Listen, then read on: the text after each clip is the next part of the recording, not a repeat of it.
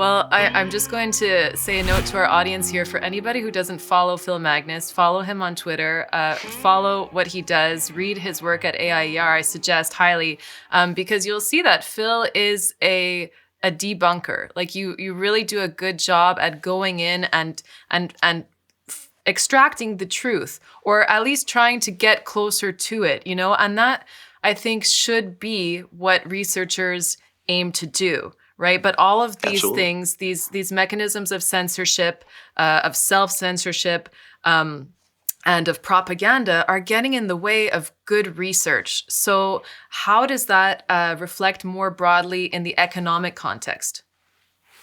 Well, we see several of the same patterns applying in economic work.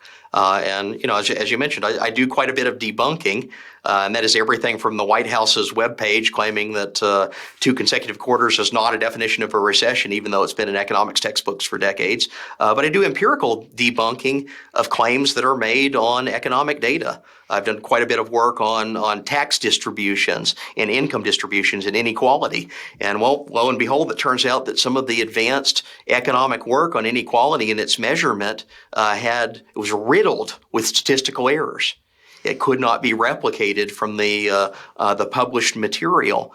So several of my own works and articles are corrections to that. To try to put us on a sounder footing. So this isn't just a media thing. It's not just a hard sciences or a medicine thing. It's not a climate thing. This is pervasive in the way that we study a broad array of issues in the academic space.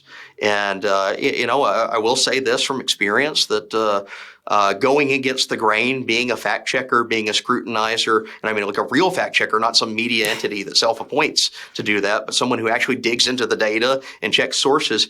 It is often not a very friendly world that you are entering into. You're basically painting a target on your back.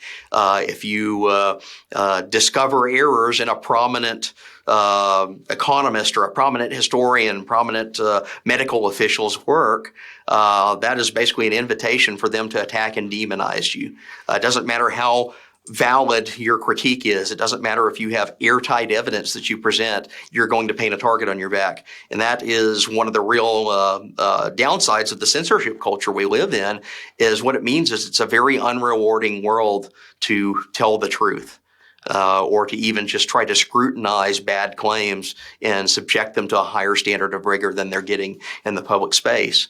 But really, I don't know any other way to go about this. Is some of us have to develop thick skin and be willing to call out bad work when we see it, be willing to thoroughly document and illustrate with evidence, with data, with facts, every point that we are making on why we find something to be wrong or something to be misguided in its claims, and lay out the alternative case in clear and transparent ways.